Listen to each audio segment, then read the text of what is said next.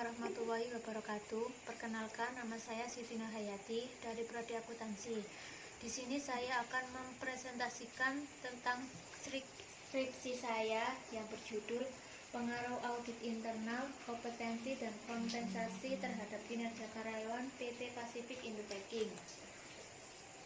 Bab 1, pendahuluan, latar belakang masalah, perkembangan dunia bisnis, kinerja karyawan, observasi. Rumusan masalah, penerapan audit internal, kompetensi dan kompensasi dan pengaruhnya. Tujuan penelitian untuk mengetahui penerapan audit internal, kompetensi dan kompensasi dan pengaruhnya. Kegunaan hasil penelitian bagi instansi dan peneliti. Bab 2, kajian pustaka. Audit internal yang terdiri dari pengertian audit internal, jenis-jenis audit, tujuan audit, kompetensi yang terdiri dari pengertian kompetensi, jenis-jenis kompetensi, manfaat kompetensi, faktor-faktor kompetensi, indikator kompetensi. Kompensasi terdiri dari pengertian kompensasi, komponen kompensasi, tujuan kompensasi, jenis-jenis kompensasi, indikator kompetensi.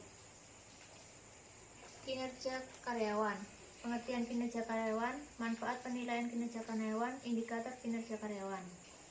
Bab 3, metode penelitian. Dalam penelitian ini, jenis penelitian dipakai, penelitian kuantitatif, populasi penelitian, seluruh karyawan PT Pacific Indo Packing. Sumber data, data primer dan data sekunder. Tempat penelitian PT Pacific Indo Packing yang beralamat di Desa Telogoagung, Kembangbau, Lamongan. Sampel dalam penelitian ini 65 orang yang terdiri dari sekretaris, bendahara, keamanan, marketing, dan produksi dan gudang. Metode pengumpulan data, observasi, wawancara, dan kuesioner. Bab 4, hasil dan pembahasan. Di sini terpapar hasil uji validitas. Dapat dilihat dari hasil di samping, dapat dilihat bahwa nilai R hitung lebih besar dari R tabel. Selain itu, nilai SIP juga kurang dari 0,05. Hal ini menunjukkan bahwa semua item pernyataan dalam kuesioner adalah valid. Uji reliabilitas. Dari hasil di samping dapat diketahui bahwa masing-masing variabel memiliki nilai korbat alfa lebih besar dari 0,60. Dari hasil perhitungan tersebut dapat disimpulkan bahwa item pertanyaan pada semua variabel adalah reliabel.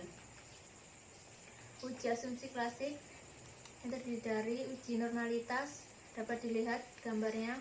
Dari gambar di samping dapat dilihat bahwa data titik menyebar di sekitar garis diagonal dan mengikuti arah garis tersebut. Hal ini menunjukkan bahwa model regresi yang digunakan memenuhi asumsi normalitas. Selanjutnya, uji multikolineritas. Dari tabel di samping didapatkan nilai FIF untuk ketiga variabel bebasnya adalah X1 1,045, X2 1,424, dan X3 1,378.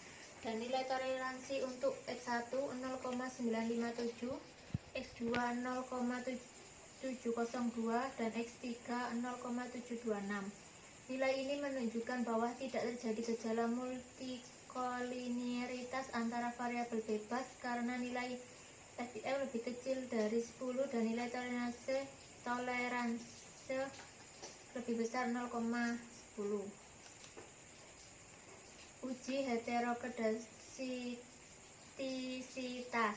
Dari gambar di samping dapat dilihat bahwa titik menyebar baik di atas maupun di bawah angka 0 pada sumbu Y dan tidak membentuk pola tertentu.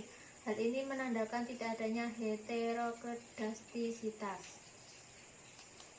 Selanjutnya, uji regresi linear berganda. Dapat dilihat hasilnya, nilai konstanta sebesar 4,538. Apabila nilai audit internal, kompetensi, dan kompensasi bernilai tetap, maka kinerja karyawan sebesar 4,538.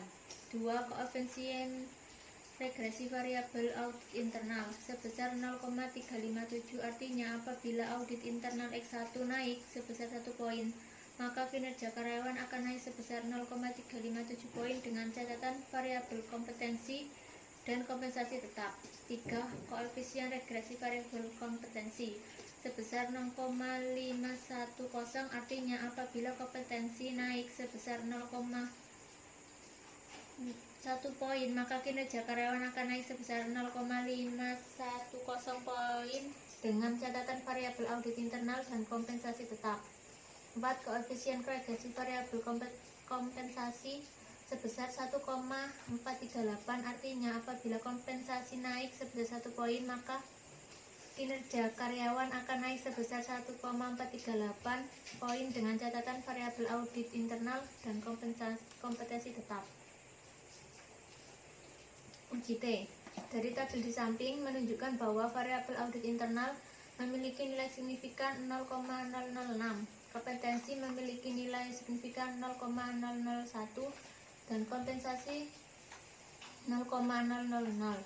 Jika dilihat dari nilai signifikan tersebut di tiap variabel, maka secara parsial audit internal, kompetensi, dan kompensasi berpengaruh terhadap kinerja karyawan, karena seluruh nilai signifikan pada variabel bebas bernilai kurang dari 0,05.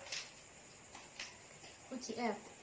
Berdasarkan tabel di samping, dapat diketahui bahwa F dihitung sebesar 23.874, sedangkan nilai F tabel dapat dirumuskan sebagai berikut.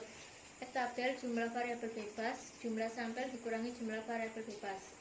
Dari rumus di atas dapat dilihat bahwa nilai F tabel sebesar 2,75. Oleh karena itu, nilai F hitung lebih besar dari nilai F tabel, maka tingkat 5%, 23.875